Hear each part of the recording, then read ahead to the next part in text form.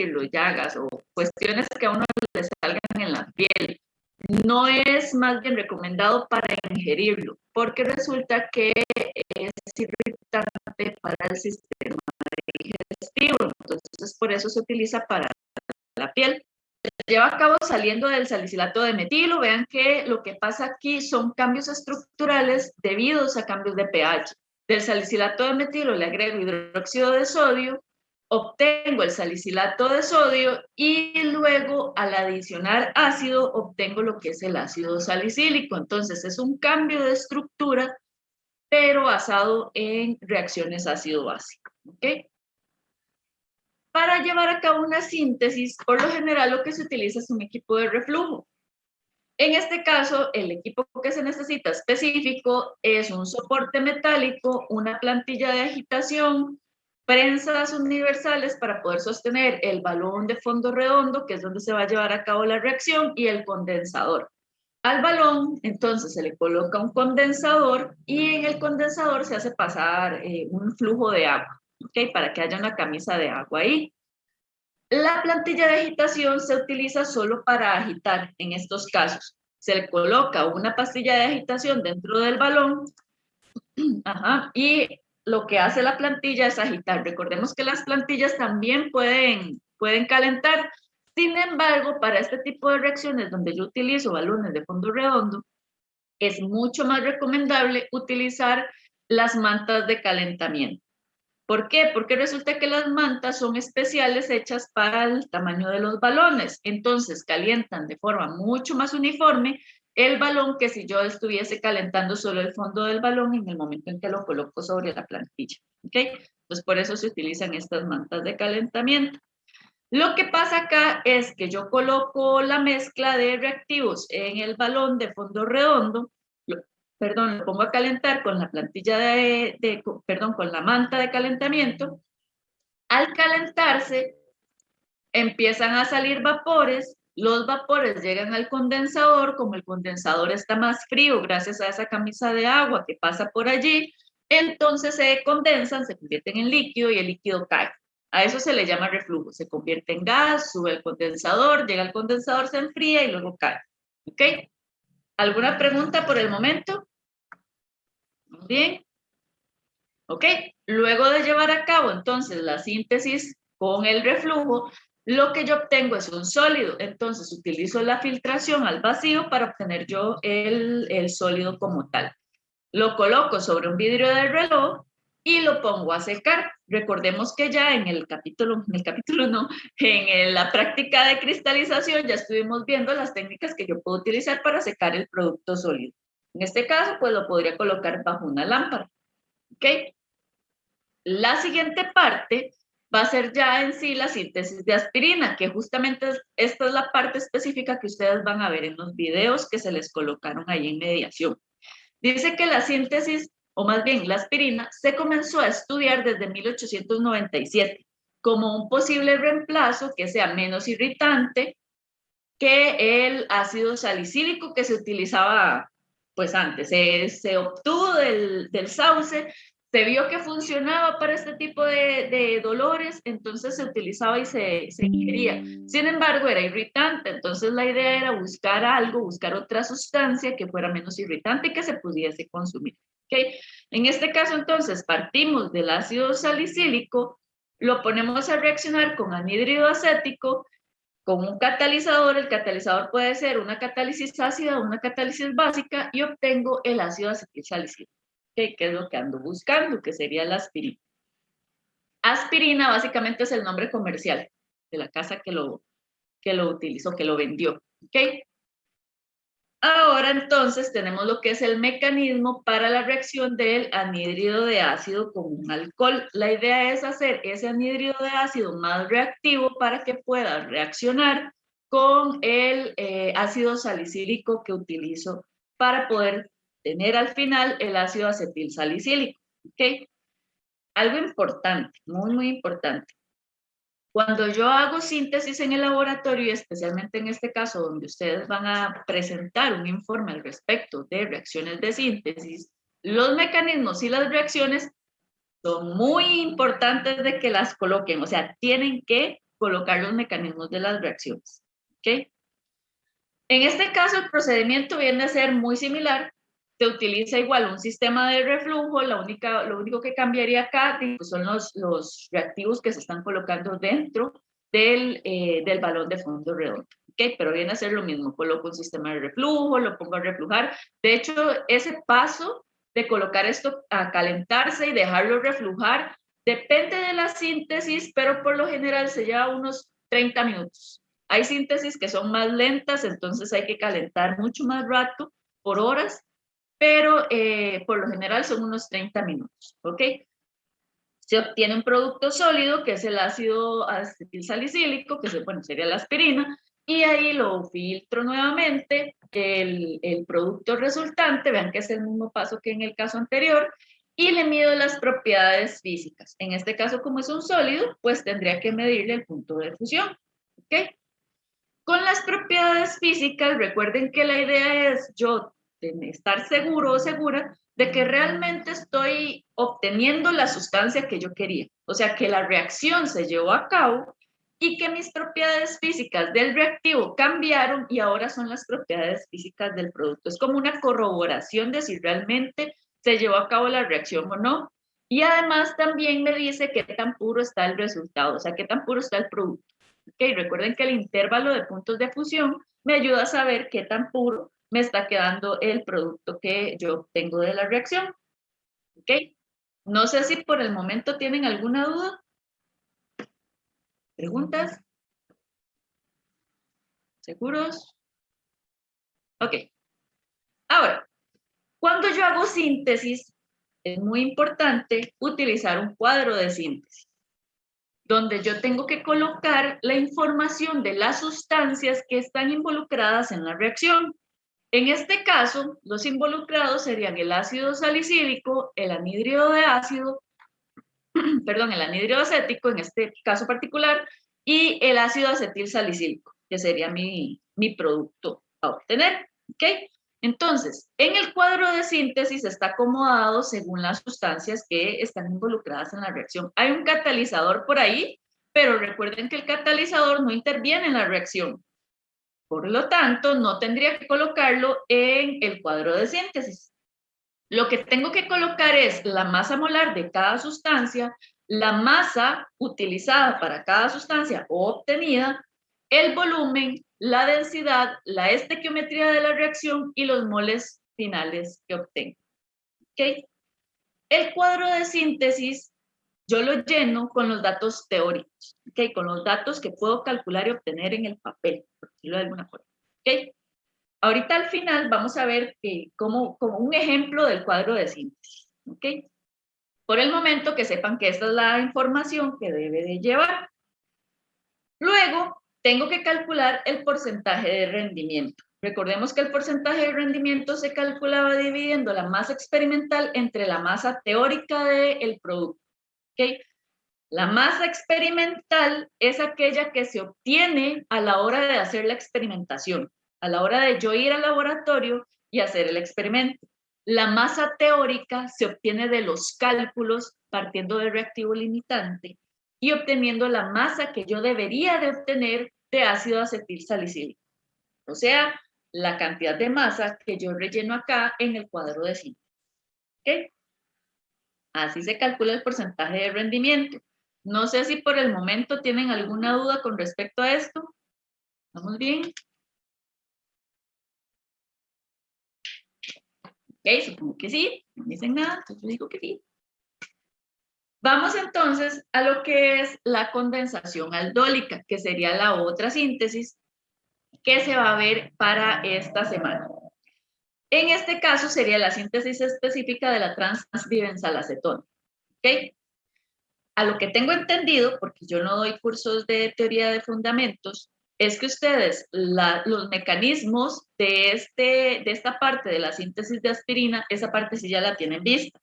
Pero en la condensación aldólica la van a ver en estos días. Entonces vamos a hacer una explicación un poquito más detallada sobre lo que son las condensaciones aldólicas. Sin embargo, es importante que ustedes sepan que ya como en teoría han estado viendo mecanismos de reacción, reacciones específicas y demás información, ya ustedes tienen los conocimientos suficientes para poder revisar en el libro las condensaciones aldólicas y poder interpretar las reacciones y los mecanismos que allí vienen. ¿Ok? Entonces, resulta que los compuestos carbonílicos tienen dos posibles zonas de reacción, que son el carbono carbonílico y los hidrógenos alfa. En el caso del carbono carbonílico, es un centro de reacción, un sitio de reacción, porque recuerden que es parcialmente positivo, por lo tanto puede ser atacado por nucleófilos. ¿Ok? Ahora, en el caso de los hidrógenos alfa van a ser aquellos que estén enlazados a los carbonos alfa. Y los carbonos alfa son los que están directamente enlazados al carbono carbonílico. ¿Ok? Los hidrógenos alfa, entonces, son los hidrógenos que están enlazados a los carbonos que están directamente enlazados al carbono carbonílico. Esos son los hidrógenos alfa. En este caso, la idea es que va a venir una base, se va a robar uno de esos hidrógenos, me va a quedar un par de electrones y entonces la especie se vuelve en un nucleófilo que podría reaccionar con otra sustancia. Perdón. Okay. Ahora, ¿de qué depende eso? Depende mucho de la acidez de esos hidrógenos alfa. Recuerden que la acidez se refiere a qué tan fácil es que le roben ese protón, que le roben ese hidrógeno al carbono alfa. ¿Ok? Ese robo, por decirlo de alguna forma, ese robo del hidrógeno alfa va a depender de qué tan ácido sea, o sea, de qué tan fácil sea de robar. Esa facilidad de que se lo roben va a depender en el momento en que se forme, en el momento en que se hayan llevado ese hidrógeno y que se forme ese par de electrones que van a quedar en el carbono alfa, pues sí es fácil de que se deslocalicen y le den estabilidad a la sustancia, al ion que resulta, o si están localizados. ¿Qué quiere decir esto? Vean, en un caso de un hidrocarburo, si yo quito un hidrógeno de un hidrocarburo, me van a quedar electrones localizados. No están conjugados con ningún par de electrones por ahí, de dobles enlaces o triples enlaces, nada. Por lo tanto, quedan localizados. Eso no es estable, por lo tanto, la pKa de un hidrógeno, de un hidrocarburo, anda cercano a los 60 o mayor que el 60. La pKa, entre mayor sea el valor de la pKa, es porque ese hidrógeno es más ácido o esa sustancia es más ácida. ¿Ok? Nosotros andamos buscando hidrógenos que tengan una pKa más pequeña para que sean más ácidos y sean más fáciles de robar, porque los electrones que van a quedar van a poder ser estabilizados. En el caso de las sustancias de los compuestos carbonílicos, si yo me llevo uno de esos hidrógenos, ese par de electrones van a quedar deslocalizados con los pares de electrones del doble enlace, porque quedan conjugados. ¿Okay? Esas estructuras resonantes le dan estabilidad a la sustancia y por lo tanto es más fácil que se lleve a cabo ese robo del protón. ¿Ok? ¿Alguna pregunta por el momento? Ok. Acá lo que se está dando son ejemplos de cómo cambia la pKa, o sea, cómo cambia la acidez de los hidrógenos dependiendo de dónde estén, o sea, de con qué otros átomos estén rodeados. ¿Ok? Vean que en un caso donde al perder este hidrógeno, ese par de electrones van a estar muy deslocalizados porque se va a poder deslocalizar con el carbonilo de este lado y con el del otro lado, esa pKa es muy pequeña, lo que quiere decir que ese hidrógeno es muy ácido, muy fácil de perder. ¿Ok? Eso es lo que andamos buscando, que esos hidrógenos sean fáciles de perder porque tienen una pKa baja. ¿Ok? Ahora, en el caso de la adición aldólica, resulta que lo que sucede es que inicialmente se da esa pérdida del protón alfa. ¿Okay? Me queda un nucleófilo, me queda un carbono alfa con carga negativa. Y lo que pasa es que esa sustancia, ese nucleófilo, va a atacar al carbono carbonílico de otra sustancia, de otro compuesto carbonílico. ¿Ok? Por lo tanto, me va a formar una estructura más grande, donde se están uniendo dos compuestos que tienen carbonos carbonílicos. Eso es lo que está pasando. ¿Ok? Resulta y sucede que cuando los dos compuestos carbonílicos que están involucrados son iguales, yo voy a obtener un solo producto. ¿Ok? No hay problema, se da la pérdida del hidrógeno alfa, él se queda como nucleófilo y va y ataca a otra molécula de esa misma sustancia en su carbono carbonílico. ¿Ok? Se forma un nuevo enlace entre el carbono alfa y el carbono carbonílico del otro compuesto. Básicamente eso es lo que está sucediendo allí. Ahora, el mecanismo de la adición aldólica entonces lleva un paso inicial donde se pierde ese hidrógeno alfa, se forma el nucleófilo ataca al carbono carbonílico, se forma el nuevo enlace y luego se da la pérdida de hecho es una molécula de agua, puesto que aquí yo estoy perdiendo un hidrógeno, aquí estoy perdiendo un OH más hidrógeno, pues una molécula de agua. ¿Ok? Por el momento, ¿alguna pregunta? ¿Okay?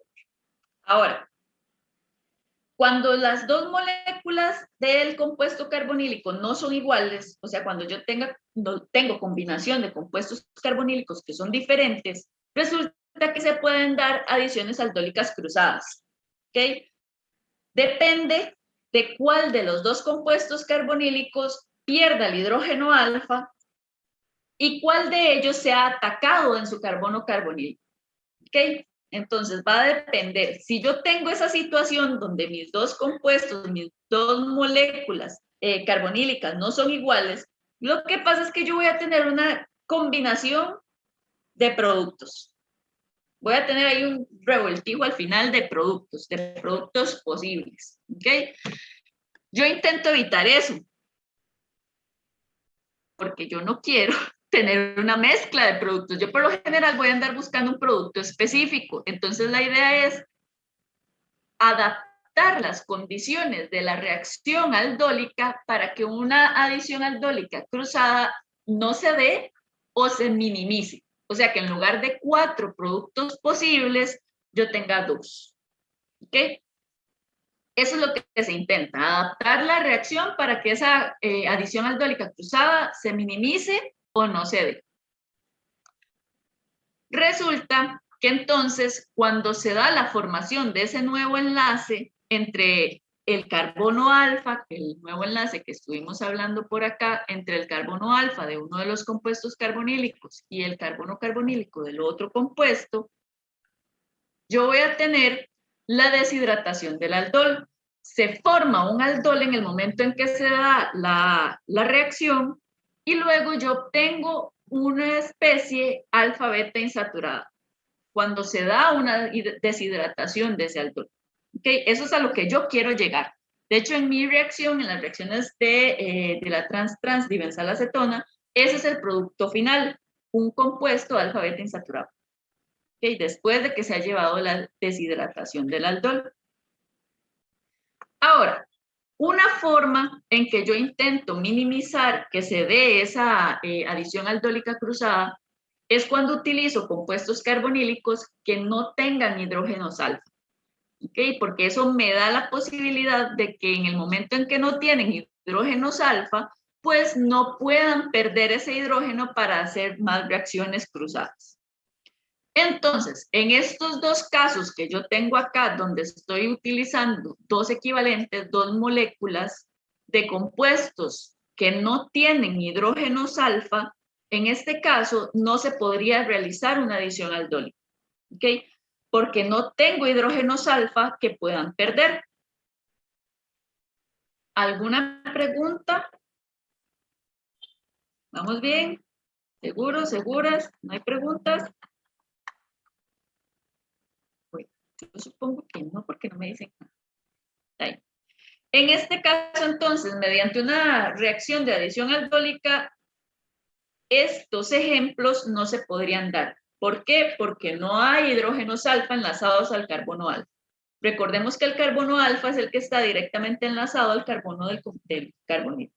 ¿Ok?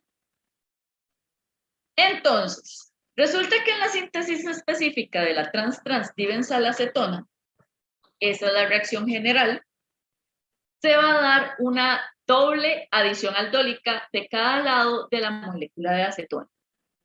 Vean que el benzaldehído no tiene hidrógenos alfa. ¿Ok? Es la acetona la que sí tiene hidrógenos alfa. Entonces, ese primer paso, donde se pierde el hidrógeno alfa, se va a dar solo sobre la molécula de acetona. Se pierde el hidrógeno alfa de un lado de uno de los carbonos alfa y se da la adición del benzaldehído de un lado.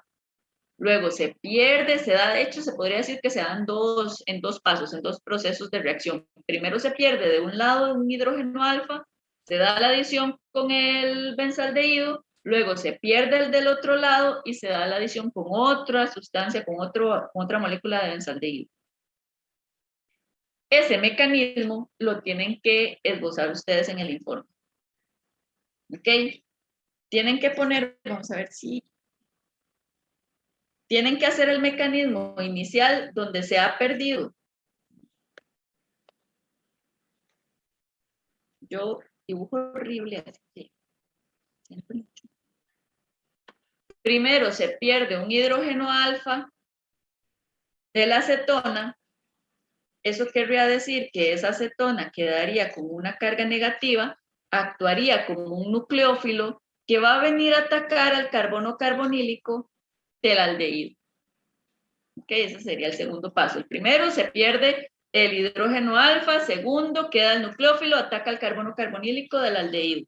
Inicialmente se pega de un solo lado, se da la deshidratación del aldol, que por ahí la estuvimos mencionando y la estuvimos viendo y hasta el mecanismo está escrito ahí. Deshidratación del aldol. Ustedes están viendo lo que yo escribo, ¿por qué no se escribe? Sí, bro, sí se ve. ¿Sí se ve? Ah, ya. Aquí yo no lo veo. Bueno, deshidratación.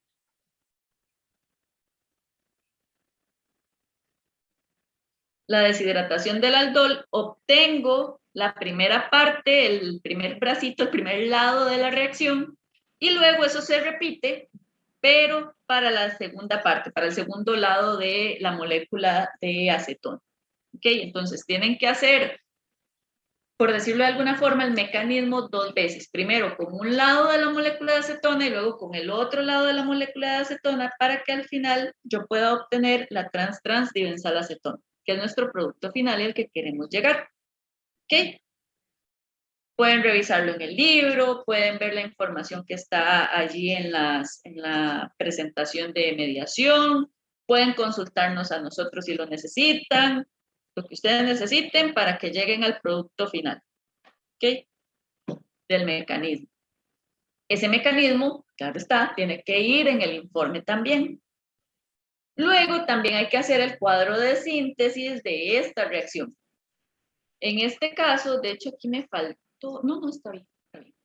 En este caso, aquí tenemos que incluir dentro del cuadro de síntesis al benzaldehído, a la acetona y a la trans-trans-dibensalacetona. De hecho, podríamos incluir al agua, no, al agua no. No, al agua no. Solo a la trans-trans-dibensalacetona como producto final. ¿Ok? Tenemos que poner la masa molar de todas las sustancias, de los dos reactivos y del producto, la densidad, la estequiometría, que ya la tenemos aquí en la reacción. Déjenme revisar.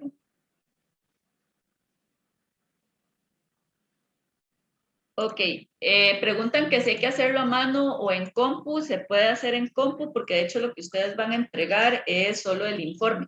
Entonces pueden hacerlo en compu. Profe, Los pero cálculos. Ajá, ¿sí? lo que me refería era como al mecanismo que usted dijo que había que hacerlo.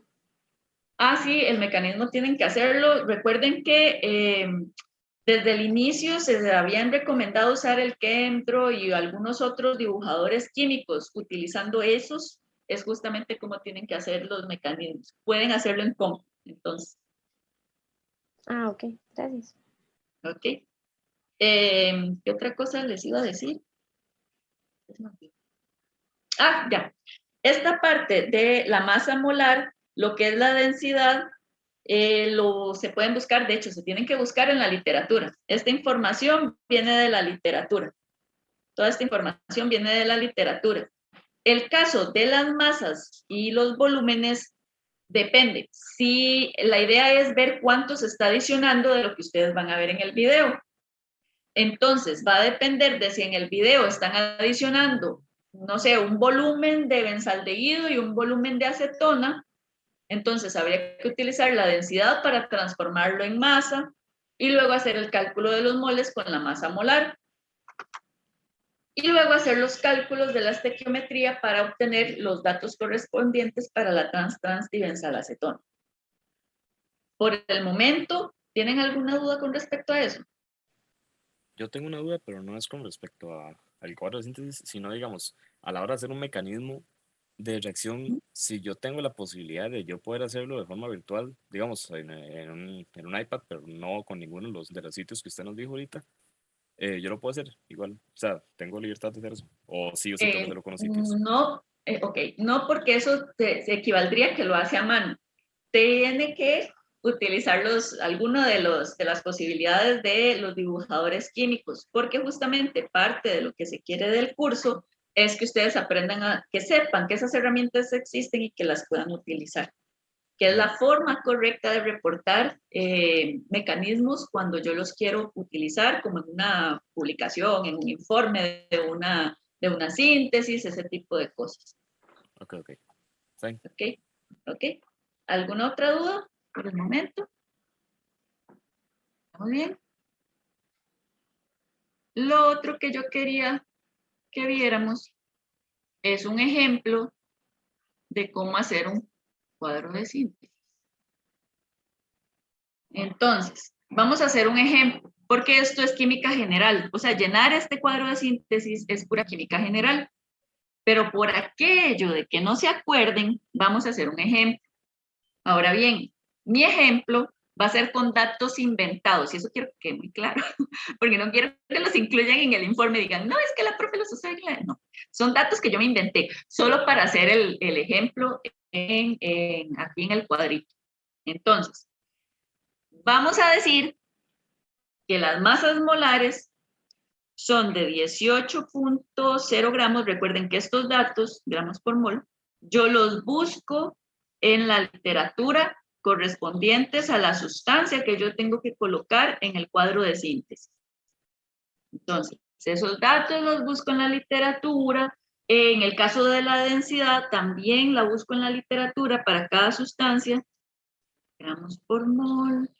Esto es 1 punto porque me los estoy inventando, porque yo digo que es eso. Ah, perdón, esto está en mililitros. Mililitros, porque es densidad, mililitros. Importante, ojalá, de hecho la forma correcta de hacerlo es que todas las unidades dentro del cuadro de todas estas estén acorde, o sea que todas, por ejemplo, si yo esta la coloqué en gramos por mililitro, todas estén en gramos por mililitro. Esos datos yo los busco en la literatura. La estequiometría de la reacción sale de ver cuántos equivalentes están reaccionando. En este caso, del ácido acetil salicílico para obtener del ácido salicílico para obtener ácido acetil salicílico es de 1 a 1. Se necesita un mol de esto con más un mol de esto para obtener un mol de eso. Entonces, por eso se dice que la estequiometría es de 1 a 1. En la otra no es de 1 a 1, entonces tienen que tener cuidado con eso. Luego, ok, esos datos los busco en la literatura y las masas y los volúmenes van a depender del video. Ok, por ejemplo, que en el video se hayan agregado 10 gramos de ácido salicílico y 10 mililitros de anhídrido acético. Ok, entonces esos datos yo los tomo de allá, del video. Para continuar llenando el cuadrito de síntesis, entonces, yo parto de estos datos que son los fijos que tengo para hacer el cálculo de los demás. Por ejemplo, yo quiero saber cuánto volumen corresponde de ácido salicílico. Entonces, parto de los 10 gramos de ácido salicílico que se están agregando según usted lo vio en el video, utilizo la densidad que yo la busqué en la literatura y hago el cálculo correspondiente y eso serían pues 10 mililitros. Esos 10 mililitros vengo y los coloco acá con las unidades y las cifras significativas adecuadas, ¿verdad? Yo es que como me lo estoy inventando, pues me da 10, pero ustedes tienen que fijarse en las cifras significativas también. ¿Ok? Vean que de allí solo me haría falta entonces calcular los moles con respecto al ácido salicílico, en mi ejemplo. Entonces, yo igual parto de los 10 gramos, utilizo la masa molar y obtengo los moles correspondientes, que son, si no me equivoco, 0,56 moles. Entonces pondría acá 0,56 moles. ¿Ok? Ya tengo una columna llena. Voy con la que sigue, con la del anhídrido acético. Con el anhídrido acético me faltan la masa y los moles. Parto de los 10 mililitros adicionados, utilizo la densidad, que son por un mililitro, hay 1.28, y obtengo 12,8 gramos. Ese dato vengo y lo coloco acá. ¿Ok? Y me faltan los moles. Parto de los 12,8 gramos que acabo de calcular, utilizo la masa molar y obtengo los moles correspondientes, que en este caso son 0.853 moles. Y los pongo aquí. Ay, 853 moles.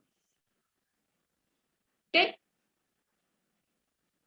¿Todo bien hasta el momento? ¿Se acuerdan de química general? Ahora, sigo con el producto. Con el producto, resulta y sucede que tengo que utilizar la información del reactivo limitante. ¿Se acuerdan de eso? El reactivo limitante. Tengo que partir de las cantidades adicionadas de ácido salicílico y de anhídrido acético para saber cuál de esas dos cantidades es mi reactivo limitante y por lo tanto cuánto ácido acetil salicílico voy a obtener. Entonces, quiero saber quién es el reactivo limitante. En este caso es una estequiometría de 1 a 1. Eso quiere decir que si parto de los 0.56 moles de ácido salicílico, voy a obtener igual 0,56 moles del ácido acetil salicílico. Y si parto de los 0.853 moles del anhídrido acético, voy a obtener 0.853 moles del ácido acetil salicílico. Recuerden la estequiometría. 0.56 moles por un mol a un mol, y por eso me da lo mismo, 0,56 moles del ácido acetil salicílico. ¿Ok? Me fijo a ver quién me da la menor cantidad de producto, que en este caso, pues es el ácido salicílico, y por lo tanto yo obtendría 0,56 moles de ácido acetil salicílico. Sería la cantidad máxima de ácido acetil salicílico que yo podría obtener, porque el anhídrido acético sería mi reactivo en exceso. ¿Ok? Y luego sería pasar esos 0.56 moles ya calculados del ácido acetilsalicílico con la densidad a volumen y con la masa molar a gramos para poder rellenar los últimos dos campitos que me harían falta. ¿Preguntas de cómo llenar un cuadro de síntesis? ¿Todo bien? Si yo utilizo la masa molar, quiere decir que esos 0.56 se me convertirían ¿cuánto era? A 11.2 gramos. 11.2 gramos. Esta masa que yo acabo de colocar allí, esta masa es la que viene acá abajo como masa teórica. La masa experimental es la que se ve en el video que se obtiene y la masa teórica es este dato que está aquí que yo voy a rellenar dependiendo de los datos que tenga. ¿Ok? ¿Alguna pregunta con el cuadro de síntesis o con el porcentaje de rendimiento? ¿Estamos bien? ¿Todos seguros? ¿Seguras? Okay, yo asumo que sí, porque no me dicen nada. Entonces yo asumo que sí. ¿Alguna pregunta con respecto a la condensación aldólica? ¿Ok? Estamos claros en eso. Si ya cuando están haciendo los datos y demás, les surgen dudas, entonces recuerden que nos pueden consultar o incluso cuando están haciendo el cuadro de síntesis para llenarlo, para buscar los datos o qué sé yo. Entonces nos pueden consultar. Ahora, lo otro que quería que viéramos es lo siguiente. A ver. Eso.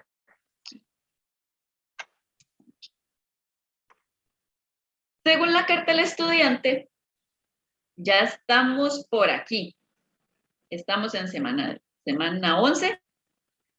Ya nos quedan nada más, bueno, esta semana que es de síntesis, el de carbohidratos, que es el de la próxima semana, el de proteínas y el de lípidos.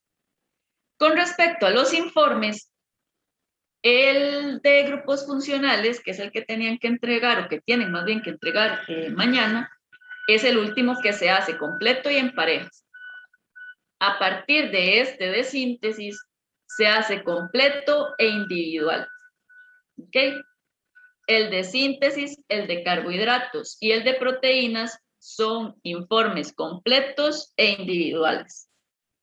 El último, el de lípidos, es un informe corto que es solo de completar, que ese lo vamos a estar discutiendo cuando sea oportuno, en el momento en que veamos lípidos. ¿Ok? Pero sí que tomen en consideración que para este punto se considera que ustedes ya han hecho la práctica, han visto el tipo de información que lleva cada parte del informe, han tenido la oportunidad de hacerlo en parejas para poder comunicarse con su compañero, darse apoyo con su compañero o su compañera, y en este punto ya deberían de ser capaces de hacer informes completos individuales. ¿Ok? En el informe de síntesis, realmente la cantidad de información o de investigación que hay que hacer no es tanta. Acá lo que toma más peso en los informes de síntesis, lo que toma más peso es más que todo las reacciones y los mecanismos que tienen que venir en el informe, que tienen que venir hechos con los dibujadores químicos en el informe. ¿Ok? No sé si tienen alguna duda con respecto a la parte de los informes o, no sé, de las entregas, qué sé yo. ¿Estamos Profe, bien? Dime. yo sí tenía una pregunta. ¿En cuál, o sea, en dónde era que se encontraban los tipos de dibujadores? Es que me acuerdo que Están estaban en los, ajá, ahí se me fue la palabra. En las prácticas especiales que se dieron al inicio, los informes que venían como con machote, en esos al inicio, en todos los que les hemos compartido, ahí están. En esos documentos okay. están. Ok, gracias, profe. Bueno, creo que por aquí hay otra pregunta. Los mecanismos van en la discusión. Ajá. Y creo que Oscar hoy no pudo conectarse. No sé si anda por ahí.